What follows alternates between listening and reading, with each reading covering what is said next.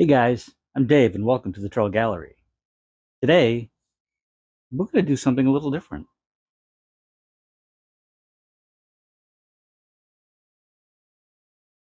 About 11 years ago, I was approached by a local videographer who was shooting how-to videos and needed some subject matter experts.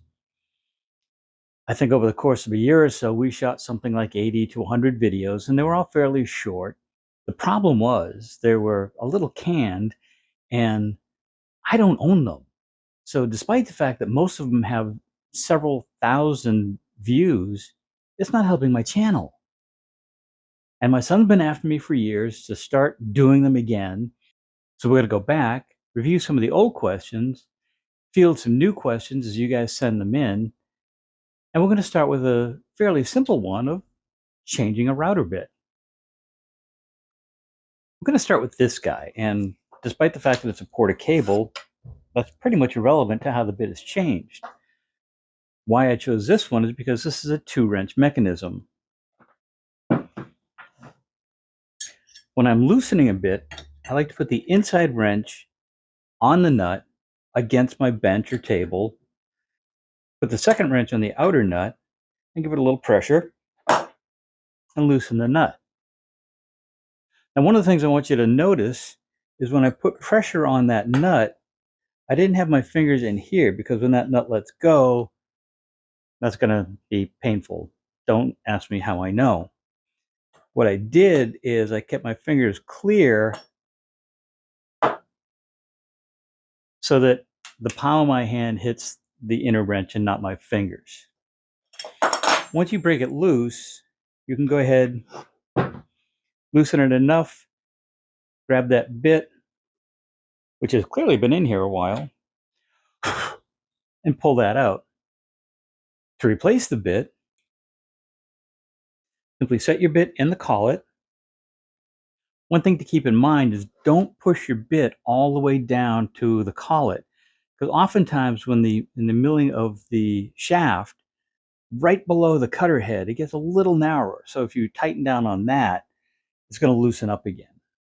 So you want to leave a little bit of your shaft exposed. Now when I'm tightening, I tend to stand my router upright, snug it by hand, and then just pull the 2 wrenches together. And that guy's ready to go.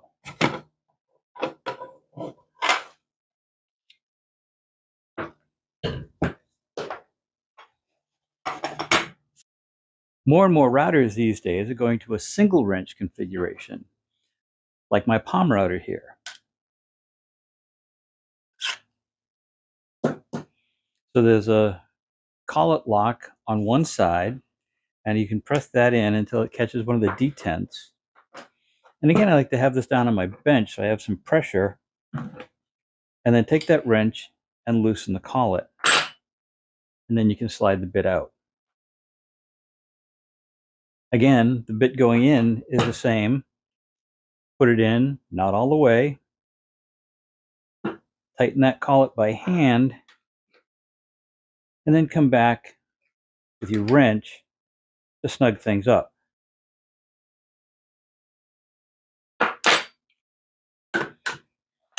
And now this guy's good to go.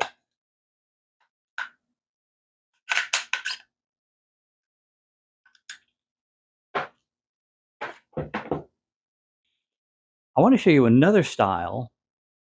And yes, I have several routers, but this one's just a little different. Routers like my Triton, again, use a single wrench configuration. And if you think this is kind of weird looking, because I've got this large blade on there, I normally use this in my router table, but changing the bit is the same, whether it's being used handheld or in the router table. All we're going to do is lower the plate completely, and then we can spin the collet by hand until the collet lock clicks in automatically.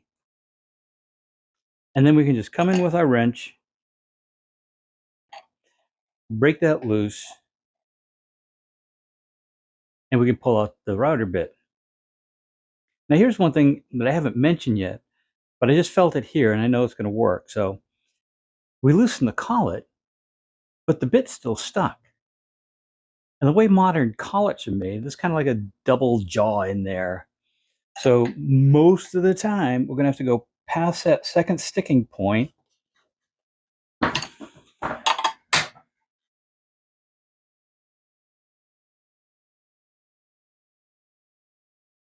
until the bit releases.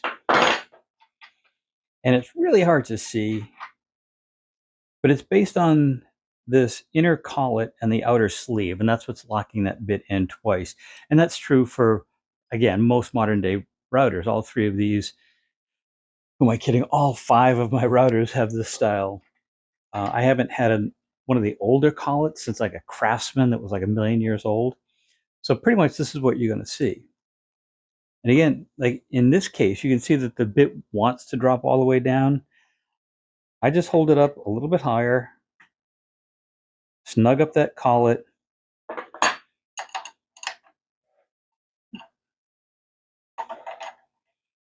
and just double check that it hasn't dropped all the way, and then we can snug everything up, tighten it up, and now all our bits are ready to go. In this quick video, I just wanted to show new router users how I change router bits. Whether it's a 2-wrench router or either version of the single wrench router, now you have an idea of how I change my bits and how you can do it as well. If you have any other questions on routers or really anything woodworking, please drop them in the comments below. The plan is to take some of your questions and some of the questions from 11, 12 years ago and put them together and create a list of simple how-to videos around the basics of woodworking, woodworking tools, and things like that. If you enjoyed this video, maybe give us a thumbs up and share it with friends. And if you haven't already, maybe it's time to hit that subscribe button and little bell so you get notified each time I put out a new video. I'm not sure what's coming up next because the project I'm working on is fairly large and there are a few things still on back order. So we may do a few more of these quick videos instead. Either way, I hope you'll enjoy it, and until then, stay safe, have a great day, and we'll see you soon.